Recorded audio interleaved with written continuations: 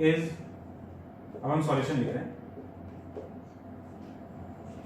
इतना charge Q2 minus Q1 या Q final minus Q initial, इतना चार्ज इसके द्वारा गेन किया गया, इसके द्वारा गेन किया गया, मतलब ये चार्ज कहां से आया, ये अर्थ से शेल में आया।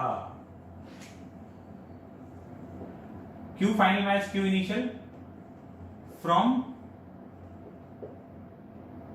अर्थ टू शेल, या इसका माइनस कर दो तो minus of Q final minus Q initial from shell to अर्थ।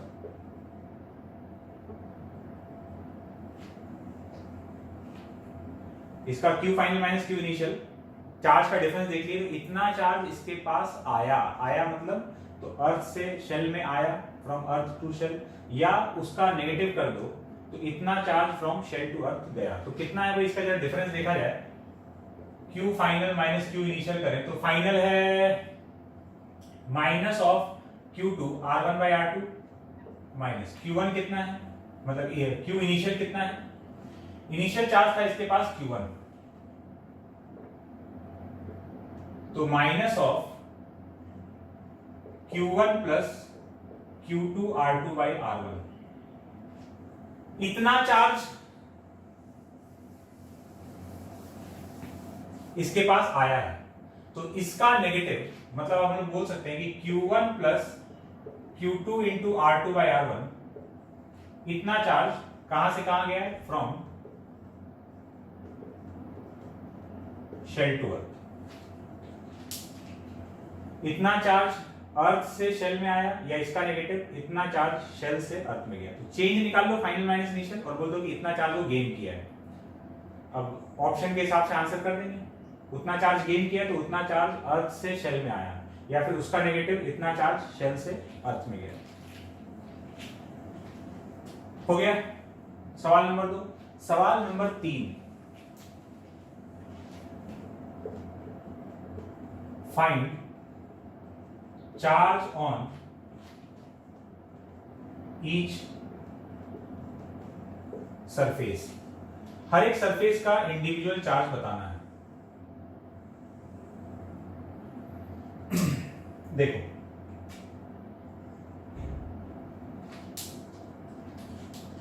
ये वाला कंडक्टर, इसके कैविटी में कोई चार्ज नहीं रखा है, तो इंड्यूस चार्ज 0, यहां 0, इसका टोटल चार्ज कितना था Q, तो ये पूरा का पूरा Q यहां लाई करेगा।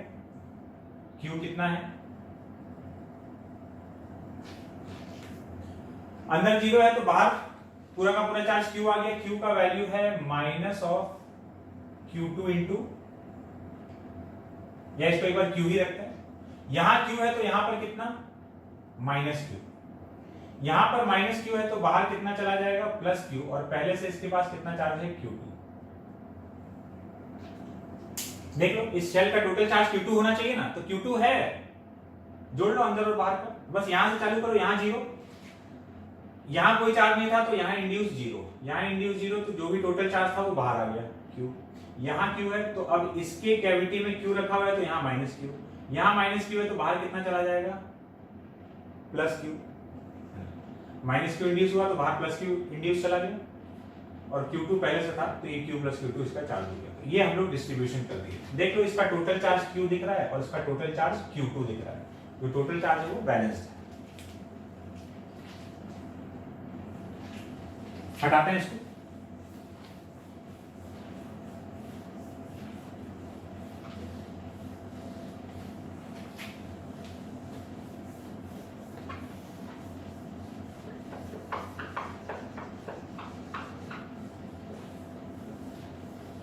अगर 3 कंसेंट्रिक शेल दे दे,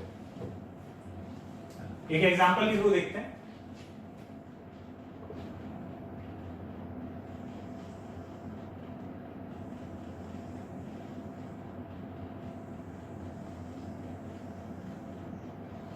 ये 3 कंसेंट्रिक शेल हो गए,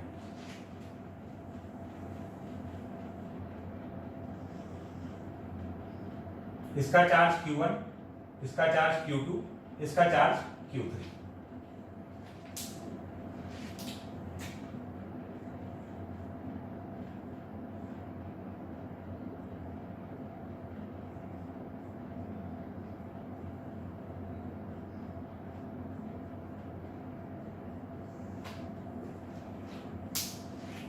रेडियस R1 R2 R3,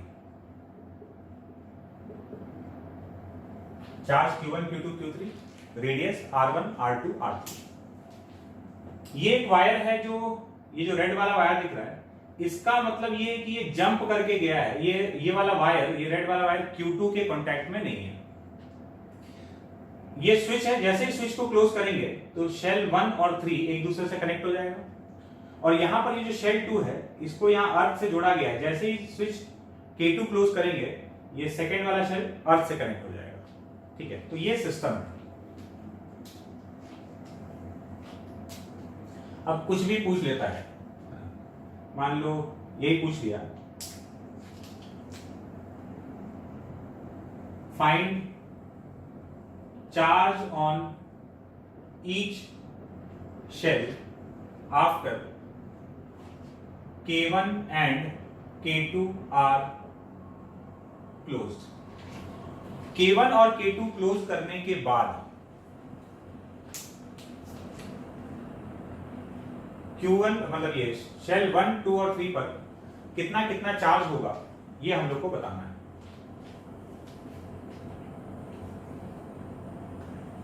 बात क्लियर है? सॉल्व करते हैं। चार्ज आ जाएगा, उसके बाद तो फिर जो भी पूछेगा हम लोग बता सकते हैं। तो सॉल्व करने का तरीका क्या है हम लोग उस पर डिस्कस कर रहे हैं। अब कोई भी सवाल होगा तो या तो 2 शेल वाला होगा या फिर 3 शेल वाला होगा। देखो, ये यहां पे क्लोज हुआ और यहां पर ये क्लोज हुआ। सबसे पहले इसको देखो 1 और 3 को, जैसे ही ये दोनों कनेक्ट हुआ इसका और इसका पोटेंशियल सेम हो जाएगा।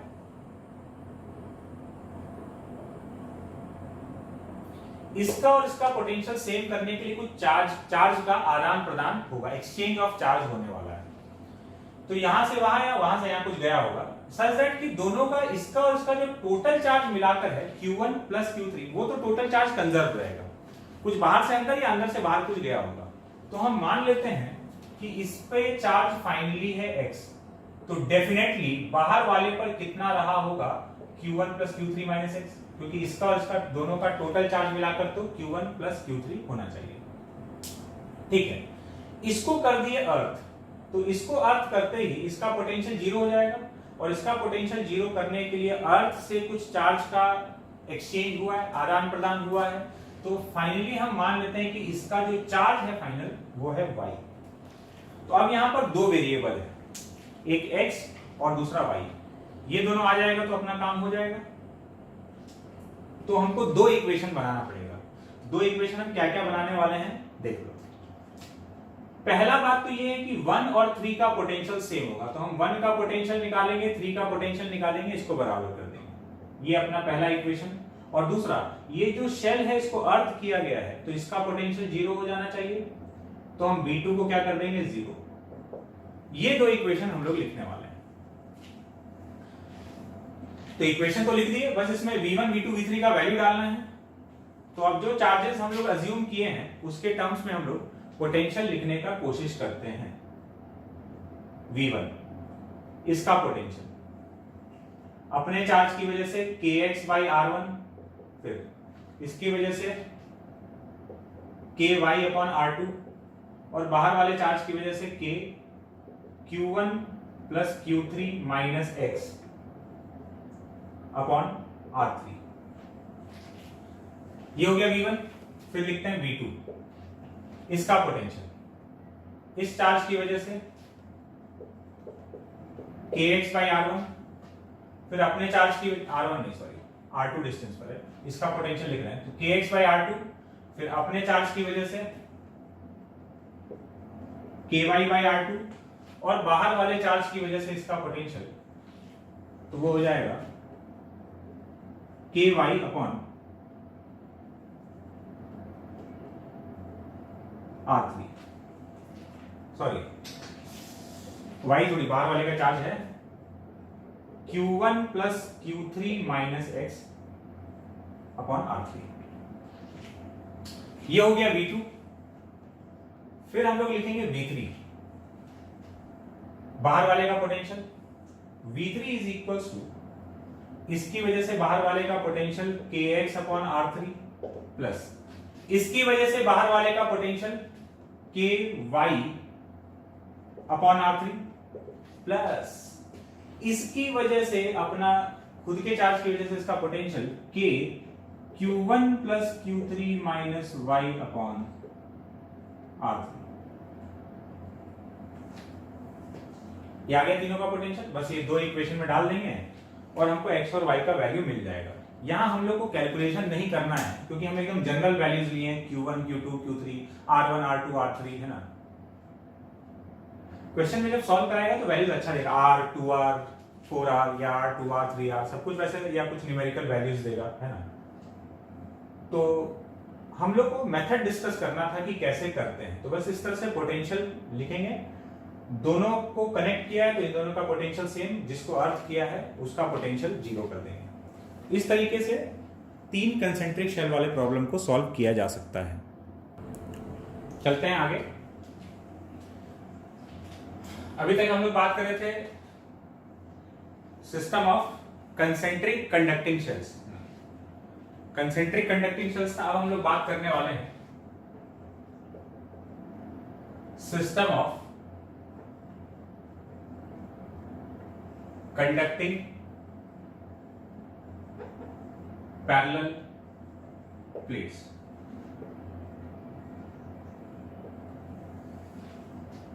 System of conducting parallel plates.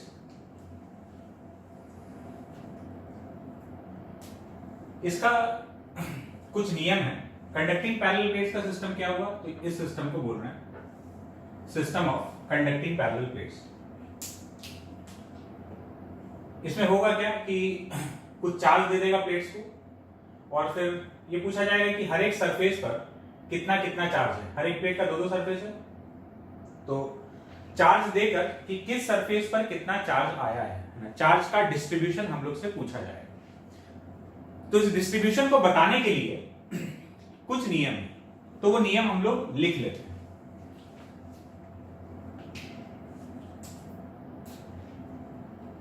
पहला,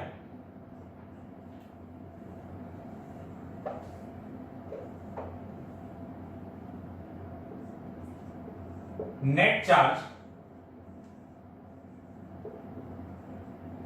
गिवन टू द सिस्टम। कौन सा सिस्टम, ये पैरेलल प्लेट्स वाले सिस्टम का बात हो रहा है। Net charge given to the system lie on its outer surfaces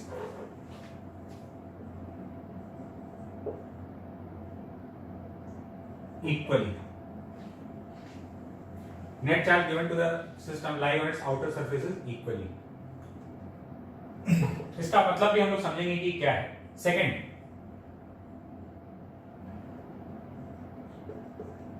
surfaces facing each other will have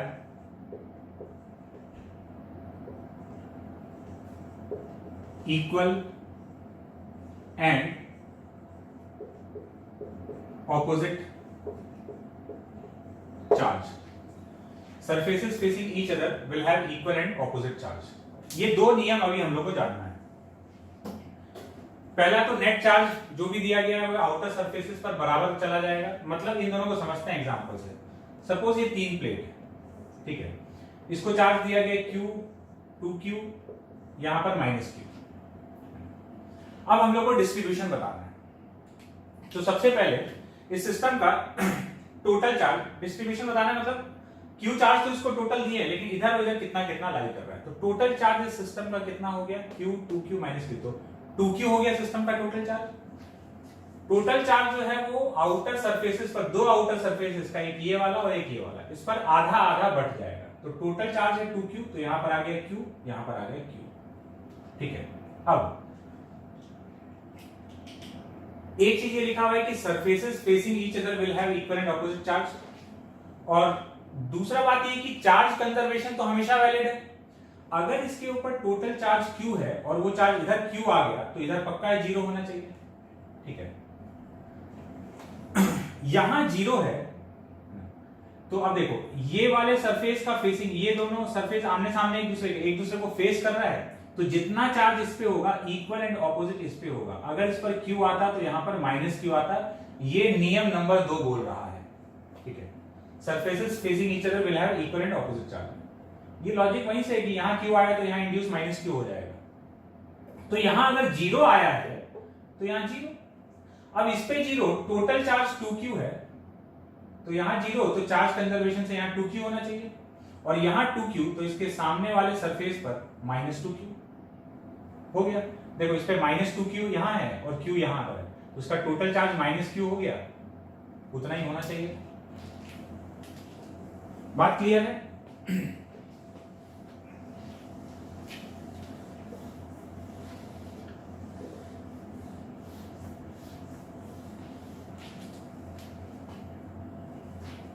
तो एग्जांपल देखते हैं।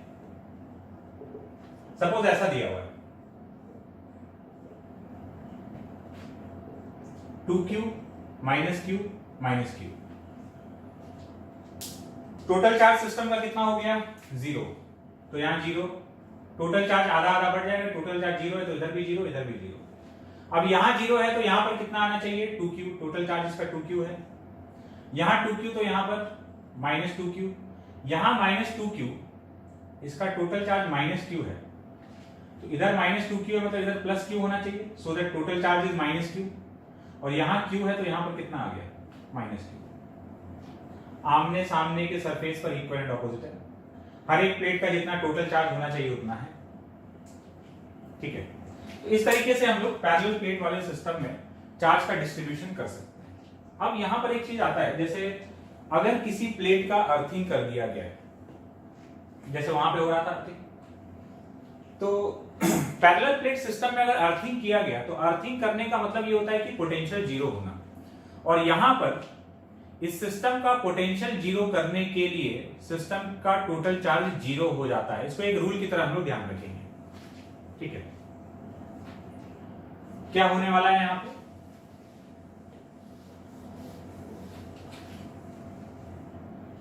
तो तीसरा बात यह है, if parallel plate system is earthed, then total charge of the system, total charge of the system will become 0। System का total charge 0 कर देगा। इससे क्या होगा? इससे एक्चुअली में उसका एम क्या है? सिस्टम का पोटेंशियल 0 करना, और पोटेंशियल 0 करने के लिए यहां पर टोटल चार्ज 0 हो जाएगा। फॉर एग्जांपल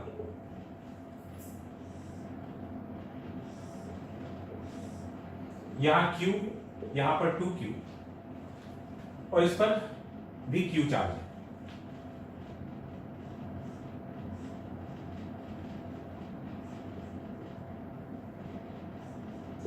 ये की है। क्वेश्चन बोल रहा है find charge on each surface after the switch is closed. Charge on each surface after the switch is closed। तो आप समझना, सॉल्व कर रहे हैं इसको, यहां बना रहे हैं। स्विच क्लोज करते ही ये वाला प्लेट अर्थ हो गया, मतलब सिस्टम का अर्थिंग हो गया। अब इसके ऊपर पहले क्या चार्ज था उससे कोई मतलब नहीं है। देखो यहां पर कितना चार्ज है? Q, 2Q। तो अब फाइनली इस पे कितना चार्ज होगा? चार्ज इस पे इतना होना चाहिए कि सिस्टम का टोटल चार्ज 0 हो जाए। तो जिसको अर्थ किए हैं उसके अलावा सिस्टम पे कितना चार्ज है? उसके अलावा सिस्टम पे टोटल चार्ज 3Q है, तो इस पर माइनस 3Q चार्ज आ चुका है। अब इस सिस्टम का टोटल चार्ज 0 हो गया। तो अर्थिंग करने का मतलब यही है कि सिस्टम का टोटल चार्ज 0 हो जाएगा। अब तुम कर दो डिस्ट्रीब्यूशन, तो यहां 0, क्यों 0? सिस्टम का टोटल चार्ज 0 है, तो जो भी टोटल चार्ज है वो आउटर सरफेसेस पर बराबर बराबर चला जाएगा। अब सुनो, हम क्यों बोले थे कि अर्थिंग करने का मतलब यह है कि टोटल चार्ज 0 हो जाना। एक्चुअली में अर्थिंग करने का मतलब है कि पोटेंशियल 0 होना, और पोटेंशियल 0 करना है मतलब यूनिट चार्ज को यहां तक लाकर रखने में कोई वर्क नहीं करना पड़े, तो पोटेंशियल 0 होगा। और वर्क कब नहीं करना पड़ेगा? जब बाहर इलेक्ट्रिक फील्ड नहीं होगा। और बाहर इलेक्ट्रिक फील्ड कब नहीं होगा? जब आउटर सरफेसेस पर कोई भी चार्ज नहीं होगा। और आउटर सरफेसेस पर कोई भी चार्ज कब नहीं होगा? जब सिस्टम का टोटल चार्ज 0 हो जाएगा। फिर से एक बार सुनना, इसका पोटेंशियल 0 करना है। पोटेंशियल 0 करने का मतलब है कि इंफिनिटी से यहां तक लाकर रखने में कोई वर्क नहीं करना पड़े। वर्क कब नहीं करना पड़ेगा? जब यहाँ इलेक्ट्रिक फील्ड नहीं होगा। यहाँ इलेक्ट्रिक फील्ड कब नहीं होगा? जब आउटर सरफेस पे चार्ज 0 होगा। और आउटर सरफेस पे चार्ज 0 कब होगा? जब सिस्टम का टोटल चार्ज 0 होगा। तो सिस्टम का टोटल चार्ज इसलिए 0 करना पड़ रहा है अर्थिंग के लिए, अर्थिंग करने पर। तो ठीक है, अब यहाँ 0, इसका टोटल चार्ज Q है, तो ये Q यहाँ आ गया। यहाँ Q तो यहाँ पर -Q, यहाँ -Q तो यहाँ पर 3Q, क्योंकि टोटल चार्ज 2Q है, 3Q -Q। और यहाँ 3Q है तो यहाँ पर -3Q, और यहाँ -3Q तो यहाँ 0 है। टोटल चार्ज इसका -3Q होना चाहिए था, वो है। ठीक है, तो ये अर्थिंग का मतलब हो गया। अर्थिंग करने से एक नया पॉइंट हो गया कि सिस्टम का टोटल चार्ज 0 हो जाएगा। अब इसमें अगर हम तुमसे पूछ लें एक और सवाल, मान लो ये सवाल नंबर 1 था। अगर हम पूछ लें कि find charge phloem through switch या कंडक्टिंग वायर, इससे कितना चार्ज फ्लो किया, तो हम क्या बोले थे? डेल्टा Q लिख लो। सॉल्यूशन देखो इसका, बड़ा सिंपल सा बात है। डेल्टा Q लिख लेंगे, Q final minus Q initial, -3Q minus initial charge कितना था? Q। तो delta Q is equal to -4Q। इतना चार्ज ये गेन किया है, तो -4Q चार्ज इस पे आया है। कहां से? अर्थ से। मतलब 4Q चार्ज फ्लो हुआ है। 4Q कहां से कहां तक? -4Q इस पे आया, तो 4Q इससे गया, तो 4Q from plate to earth. Plate से अर्थ में 4Q गया, और अर्थ से प्लेट में -4Q आया। किसी भी वे में इसको बोल सकते हैं। यहां एक और चीज, अब एक पॉसिबिलिटी और है, अर्थिंग कर सकते हैं, या फिर क्या कर सकता है कि दो प्लेट को जोड़ भी सकता है। अगर दो प्लेट को कनेक्ट कर दिया, इसका मतलब पोटेंशियल सेम हो जाएगा दोनों प्लेट का, जिन भी दो प्लेट्स को कनेक्ट करेंगे। तो देखते हैं करके।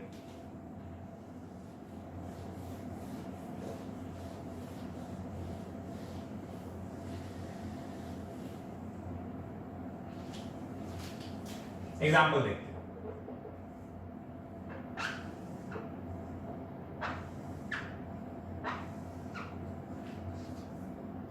ये वाला गैप 2D और ये वाला गैप D। अभी तक गैप नहीं दे रहा था, इस बार दे रहा है क्योंकि जरूरत पड़ेगा।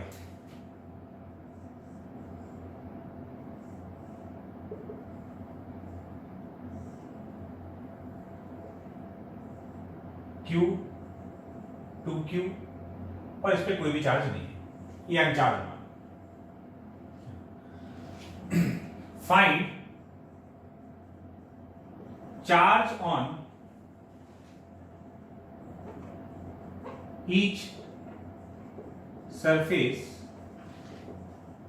after the switch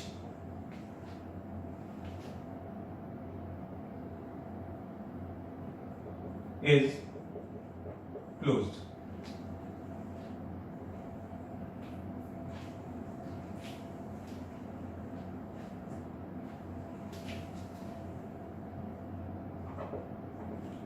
after the switch is closed. Switch close करने के बाद बताना है चार्ज कितना है। देखो क्या है ना कि जब स्विच क्लोज करेंगे तो इसका और इसका पोटेंशियल सेम हो जाएगा। अच्छा, ये जो पैरेलल प्लेट सिस्टम है ये इनफाइनाइट प्लेट्स है ना, ये हमेशा जब भी पैरेलल प्लेट सिस्टम का बात हो रहा है तो ये इनफाइनाइट प्लेट्स, बहुत बड़े साइज का प्लेट है। मतलब ऐसे प्लेट की वजह से जब भी हम लोग को फील्ड लिखना होगा तो वो इनफाइनाइट शीट वाला जो फील्ड है वो लिख सकते हैं, कहने का मतलब ये है। तो जब इसको अर्थ ने कनेक्ट किया गया, जब इन दोनों प्लेट को जोड़ देंगे तो इन दोनों का पोटेंशियल सेम हो जाएगा, इसका और इसका, और पोटेंशियल सेम करने के लिए कुछ चार्ज का इधर से उधर आदान प्रदान होगा। अब देखो टोटल चार्ज इस सिस्टम का कितना है 3q, तो पक्का है यहां कितना आ गया 3q/2, 3q/2। लेकिन इसका टोटल चार्ज अब यहां पर हम -q/2 नहीं बोल सकते हैं। क्यों नहीं बोल सकते हैं? यहां पर -q/2 होने का मतलब ये है कि हम ये मान रहे हैं इसका टोटल चार्ज q है, इसका टोटल चार्ज q था, लेकिन जैसे ये दोनों जुड़ा अब इन दोनों का टोटल चार्ज मिलाकर q है। मतलब ये वाला प्लेट और ये वाला प्लेट कुछ चार्ज का एक्सचेंज करेगा, तो इससे कुछ उसमें या उससे कुछ इसमें चार्ज आ सकता है। तो अब इसका अकेले का चार्ज q नहीं रहा है, इन दोनों का मिलाकर q है, क्योंकि अभी एक सिस्टम बन चुका है। तो हम यहां मान लेते हैं कि यहां पर कुछ आया है x, अब यहां x आया होगा तो यहां -x, तो सामने वाले पर, इस पर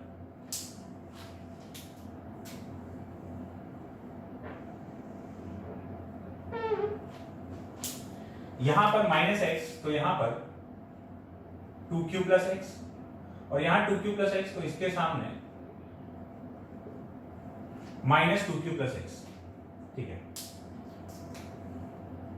टोटल चार्ज इसका, तो ये अकेला है, इसका टोटल चार्ज 2q है, इसलिए यहां -x, तो यहां 2q + x, so that total charge is 2q। अब हर एक सरफेस का अगर चार्ज बताना है तो हमको x का वैल्यू मालूम होना चाहिए। ठीक है, x का वैल्यू कैसे मालूम करेंगे? इन दोनों का पोटेंशियल सेम हो चुका है, मतलब इन दोनों के बीच में पोटेंशियल डिफरेंस 0 होगा। अब क्या है, ये इनफाइनाइट प्लेट्स है, तो इनफाइनाइट प्लेट्स का इलेक्ट्रिक फील्ड यूनिफॉर्म रहता है।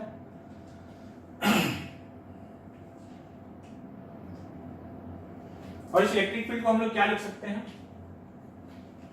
सिग्मा के टर्म्स में बताए थे, σ/2 ε0 या σ/2 एक साइड है तो σ/2 ε0, दोनों साइड है तो σ/2 ε0, सॉरी एक साइड है तो σ/2 ε0 और दोनों साइड है तो σ/ε0। ये सिग्मा के टर्म्स में था। एक बहुत ही अनमोल फॉर्मूला याद रखो, शीट का फील्ड चार्ज के टर्म्स में, चार्ज डेंसिटी नहीं, चार्ज के टर्म्स में इलेक्ट्रिक फील्ड हम लिख सकते हैं q/2a ε0, है ना। अब सिग्मा का झंझट खत्म, where q is charge of this plate. अभी कंडक्टिंग है, नॉन कंडक्टिंग है, जो भी है उससे हमको मतलब नहीं। q क्या है? q इस प्लेट का चार्ज है, तो q/2a ε0 करके फील्ड लिखा जा सकता है। ये भाई σ/2 ε0, ये σ/ε0 का ही कंक्लूजन है। अब इससे देखना, और ये डिस्टेंस पे डिपेंडेंट नहीं है, यूनिफॉर्म फील्ड है। तो देखो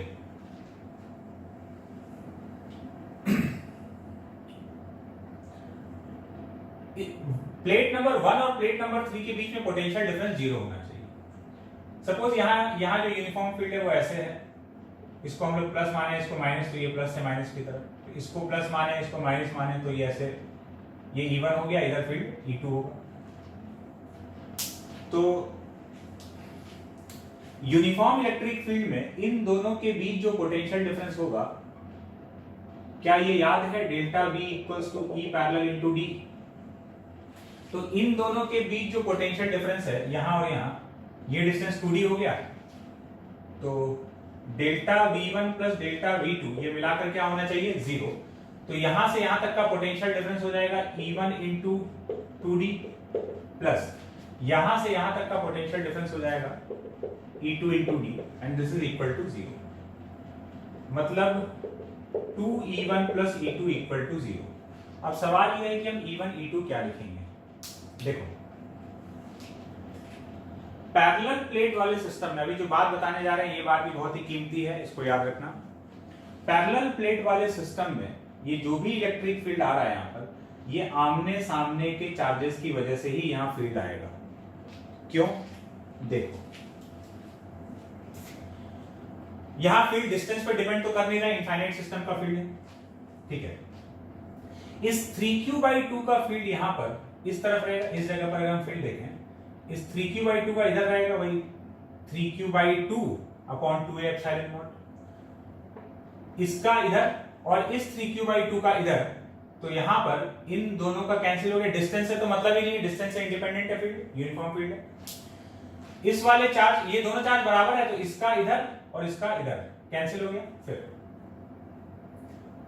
इसका देखना, ये प्लस है और ये उतना ही माइनस है, इस प्लस चार्ज का फील्ड यहां पर ऐसे लेफ्ट में और इस माइनस चार्ज का फील्ड यहां पे राइट में, दोनों चार्ज बराबर है तो बराबर बराबर मात्रा में, इसका लेफ्ट और इसकी वजह से इधर राइट टुवर्ड्स द चार्ज, तो इन दोनों का भी कैंसिल हो गया। इन दोनों का देखना, इस प्लस एक्स की वजह से राइट में और इस माइनस एक्स की वजह से भी राइट में, प्लस एक्स की वजह से away from the charge, minus x की वजह से टुवर्ड्स द चार्ज, तो यहां पर जो फील्ड आ रहा है इन दोनों का ऐड हो रहा है। सिमिलरली यहां जो फील्ड देखोगे, यहां पर फील्ड खाली इन दोनों आमने सामने जो प्लस माइनस है ना उसके कारण आ रहा होगा, बाकी पूरे दुनिया का फील्ड यहां पे जीरो हो रहा है। तो 2 टाइम्स इस E1 का वैल्यू लिखेंगे तो इस x चार्ज की वजह से यहां फील्ड कितना आएगा, फॉर्मूला बताए थे अभी, x upon 2a epsilon not, अगर शीट पर चार्ज q है तो q/2 एप्सिलॉन नॉट, तो अगर हम इस x चार्ज की वजह से फील्ड देख रहे हैं तो x/2 एप्सिलॉन नॉट और इसकी वजह से भी x/2 एप्सिलॉन नॉट इधर इनटू 2, तो ये 2 इंटू E1 प्लस E2, यहां वाला जो फील्ड है इसकी वजह से इधर होगा कितना, 2q plus x upon 2a epsilon not, और इस माइनस 2q प्लस x की वजह से भी इधर ही होगा सेम अमाउंट में इंटू 2 इक्वल टू 0। तो बस अब इसको कैलकुलेट करें तो 4x upon 2a epsilon naught plus 2 into 2q plus x upon 2a epsilon naught equal to 0, ये कैंसिल, 2 से 4 ये बचा 2, तो 2x plus 2q plus x equal to 0, 3x equal to minus 2q, x equal to minus 2q/3। तो यहां से अपने पास x का वैल्यू आ गया, तो x का वैल्यू आ गया, तो अब हम लोग अलग अलग सरफेसेस पर चार्ज अगर देखें तो यहां पर देखो,